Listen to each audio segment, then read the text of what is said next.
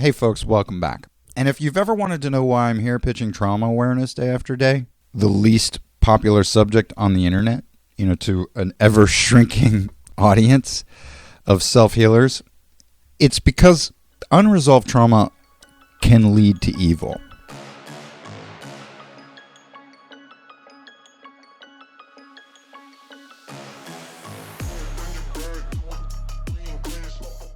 And, the vast majority of evil people were first deeply wounded when they were least able to protect themselves. That's why they attack the children. If you don't wind up feeding the prison economy or the pharmaceutical drug trade, there's a good chance if you don't heal yourself, you're going to wind up being evil yourself and ultimately taking sides with the people who tried to destroy you. As a member of the dark side, in attacking children, when they're young is a good investment because most of the outcomes work to your favor. If you're trying to blanket the earth with darkness, it's us, the self-healers, the ones who refuse to be part of the darkness that are bucking the system. And this is why trauma reversal and trauma awareness is the most shadow banned and least popular subject on YouTube because it actually has the power to affect the most change. So when a child is terrorized and sort of physically abused over long periods of time, they adapt in order to survive. And these adaptations serve them when their life is in peril. But when and if the child grows into an adult, these adaptations become defects in their character. So a boy who was physically and mentally abused by his mother over time as a child will use the same survival tactics he used to outwit his abusive mother in the past to harm well-intended, loving people in his life in the present because his personality adapted to being in survival mode. He never healed himself. And now, loving, compassionate situations confuse him and his response is to attack. And sort of how you behave when you're surrounded by danger is not how you're supposed to behave when you're surrounded by loving, patient, and compassionate people.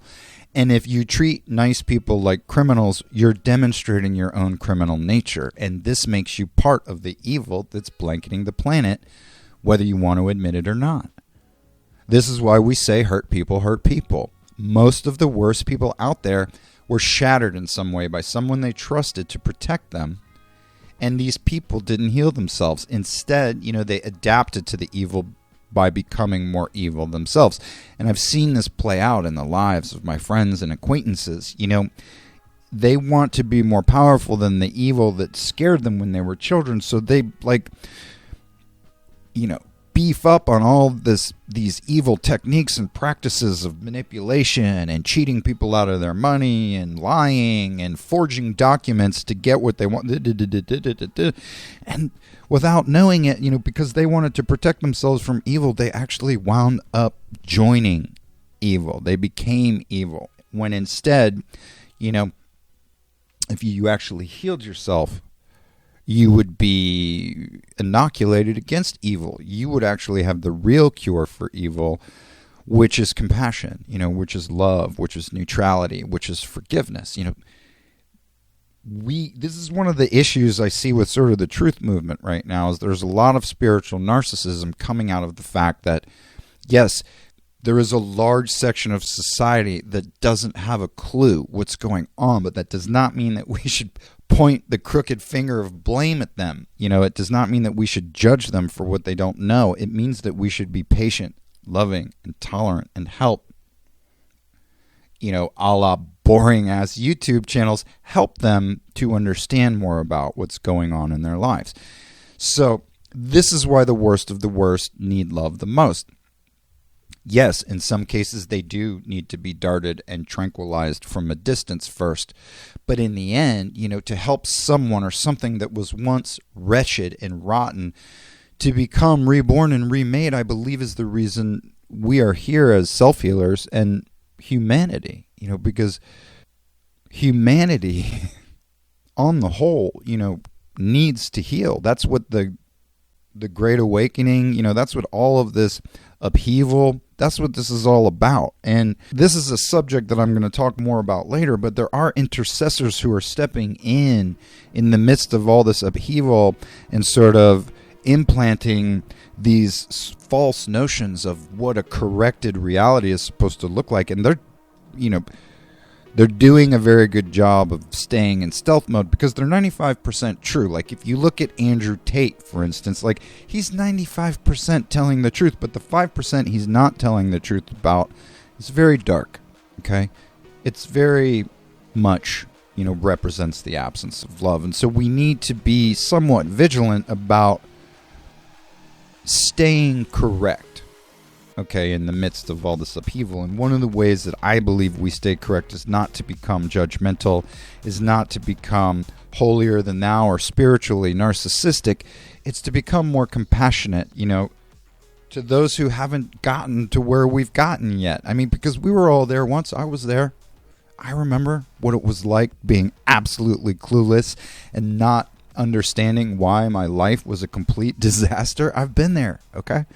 And some people, a few, they showed me compassion. They showed me patience, love, and tolerance. And they became an inspiration to me, and they helped me dig my way out of the dark. So, at the end of the day, I pity evil, right? Most of the time, I'm indifferent or neutral and generally have no emotional response when I witness evil.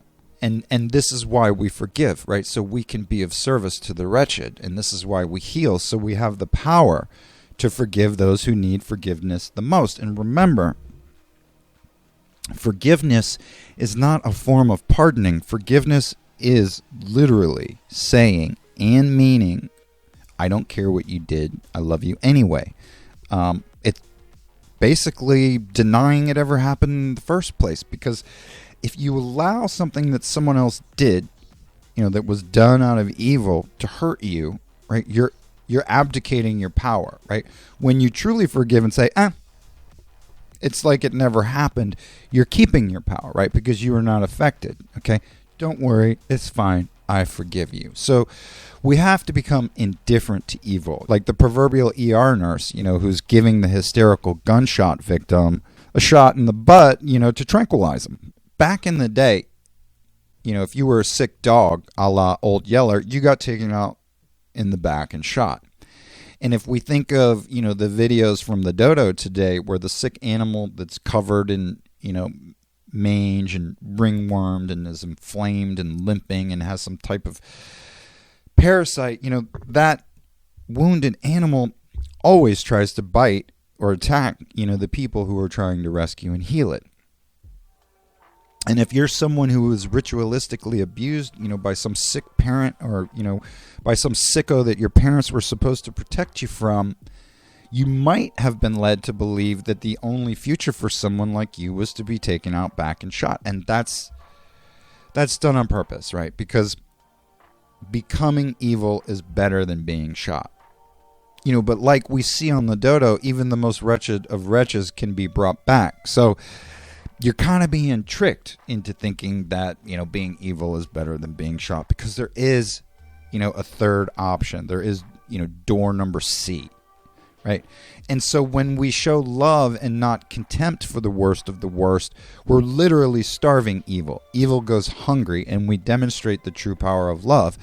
And in so doing, we set a new precedent for what's possible through love. And that's truly, what the Great Awakening is all about. It's setting new precedents. It's demonstrating that being kind and compassionate and loving is actually the way to go, and that, for those of us who have sort of always thought that, we've been right all along, and it's now time to sort of embody that. So I just wanted to jump on, as more and more people are sort of coming out of the matrix and realizing that they themselves had sort of had it wrong up to that point and have now become, gifted with knowledge. Like, don't forget to be kind and compassionate to the people who haven't gotten there yet.